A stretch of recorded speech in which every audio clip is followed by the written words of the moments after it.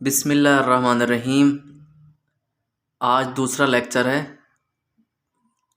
قواعد زبان فارسی۔ تو 12 اقسام ہم نے پڑھ لی تھیں، ماضی کی 12 اقسام ہوتی ہیں۔ تو آج پہلی قسم پڑھ رہے ہیں اور دوسری قسم بھی پڑھیں گے، یعنی ماضی مطلق معروف اور ماضی مطلق مجہول۔ تو ماضی مطلق معروف کے بارے میں، جیسے مصدر ہے آوردن، آوردن یہ مصدر ہے، نون کو ہٹائیں گے تو کیا بن جائے گا؟ آورد، آورد۔ یہ دیکھیں، نون کو ہٹائیں گے تو آورد، آورد یعنی وہ ایک شخص لایا۔ آوردن کا مطلب ہوتا ہے لانا، آوردن کی نون کو ہٹائیں گے تو کیا بن جائے گا؟ آورد، آورد۔ آوردی، آوردید، آوردم، آوردند، آوردیم۔ سارا مسئلہ مصدر کا ہوتا ہے، یعنی مصدر یاد کرنے والی چیز ہے۔ مصدر کو جب ہم یاد کریں گے تو اسی سے ہم ماضی، حال اور مستقبل کو دیکھ کے ہم جملے بنائیں گے۔ امر، امر حاضر، غائب، یہ وہ سب کچھ جس طرح ہوتا ہے گرامر میں، تو انشاءاللہ ہم سارے پڑھیں گے۔ آورد یعنی او آورد، وہ ایک شخص لایا یا وہ ایک عورت لائی۔ آوردی، تو لایا، تو ایک عورت یا مرد۔ آوردید، شما یعنی تم لائے، مرد یا عورتیں۔ آوردم، میں لایا، میں ایک عورت یا میں ایک مرد۔ آوردند، وہ لائے، یعنی آنہا، وہ مرد یا عورتیں۔ آوردیم، ہم لائے، ہم مرد یا ہم عورتیں۔ تو 6 ضمائر ہیں فارسی کی، او، تو، شما، من، آنہا، ما۔ تو اسی کے ساتھ ہم لگائیں گے تو یہ بن جائے گا۔ تو ماضی مطلق معروف ہم نے پڑھ لیا انشاءاللہ، تو اس کے فوراً بعد ہم ماضی مطلق مجہول پڑھتے ہیں۔ اب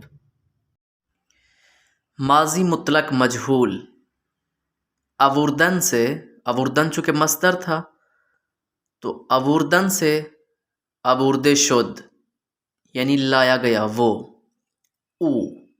آورده شدی،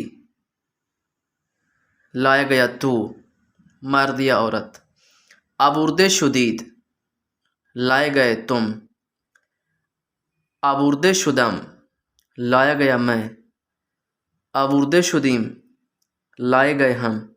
آورده شدند، لائے گئے وہ۔ تو یہ ہے ماضی مطلق مجہول، ٹھیک ہے۔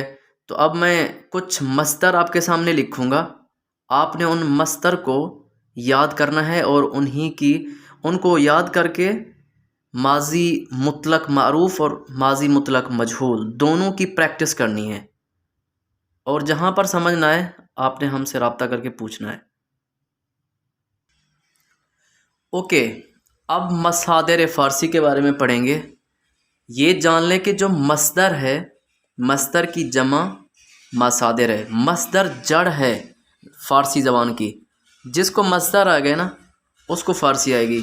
اور یہ جیسے ووکیبلری ہوتی ہے، مصادر کو ووکیبلری بھی شمار کیا جاتا ہے۔ مصادر کے اندر سب کچھ ہے۔ یہاں پر میں نے 10 مصادر کا انتخاب کیا ہے، آپ نے ان کو لکھ لینا ہے کتاب پر اور خوب ان کو حفظ کر لینا ہے۔ جیسے سب سے پہلے آوردن یعنی لانا،